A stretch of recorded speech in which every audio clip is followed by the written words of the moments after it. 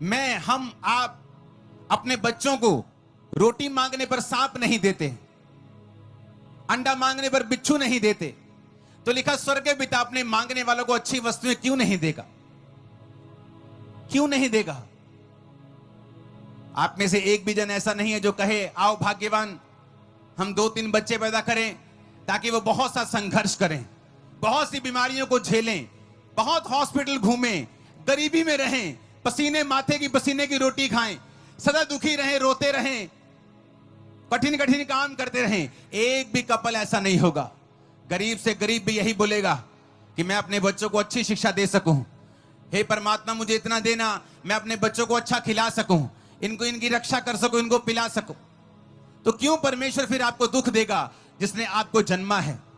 आपकी कैपेसिटी है, आप 3 बच्चों को पाल सकते हैं। उसकी कैपेसिटी है कि वो 800 करोड़ को पाल सकता है। ये तो कैपेसिटी की बात है।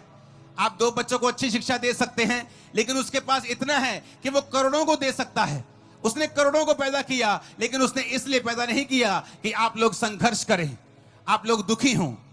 लेकिन उस बहन ने क्या कहा?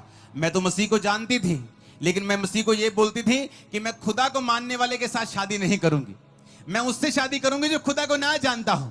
तो परमेश्वर ने भी उसका क्या सिला दिया?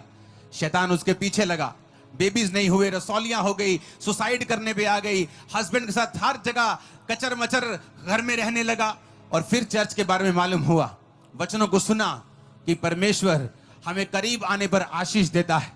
जिस तरह आपका बच्चा जिसे आप बेदखल कर देते हो, अखबार में लिखा देते हो जी मेरी चल अचल संपत्ति से मैं इसे बेदखल करता हूं, कोई भी इसके साथ कुछ लेना देना करेगा तो उसकी अपनी जिम्मेवारी होगी।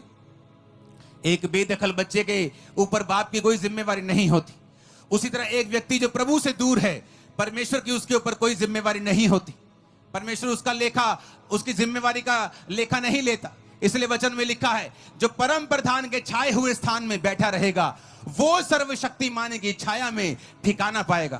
कंडीशन है कि जो हर रोज हर बंदा नहीं, हर क्रिश्चियन नहीं, जो सर्वशक्तिमान के परम प्रधान के छाए हुए स्थान में, छाया हुआ स्थान यानी कि जहां उसकी हजूरी है, वो स्थान जो आपको प्रभु ने दिया है, एक विश्वासी होने का, एक विश्वासी होने की कुर्सी आपको दी है। प्रभु ने कहा अगर तू उस कुर्सी पे बैठा रहेगा तो सर्वशक्तिमान की छाया में, उसके डिफेंस में, उसकी सुरक्षा में तू ठिकाना पाएगा।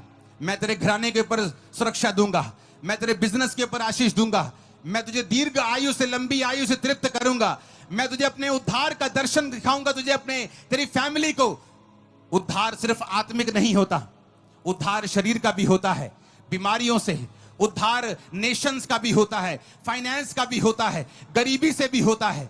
जब प्रभु उद्धार कहता है तो उसे माचिस के डिब्बे में बंद करने की कोशिश मत करो। पास्टर्स लोग जो बोले सिर्फ आत्मिक उद्धार की वो बात कर रहा है, वो सब तरह के उद्धार की बात कर रहा है। वो आत्मिक उद्धार की बात भी कर रहा है, वो शारीरिक उद्धार की बात भी कर रहा है, वो हर तरह के सोशल उद्धार की बात भी कर रहा है। आने वाले समय में अमृतसर के लोग आप पॉलिटिकली, फाइनेंशियली हर तरह से ऊंचे किए जाने वाले हैं। और ये भविष्यवाणी नोट करके रख लेना, एक बड़ा फेवर आप पे आने वाला है यीशु मसीह के नाम में।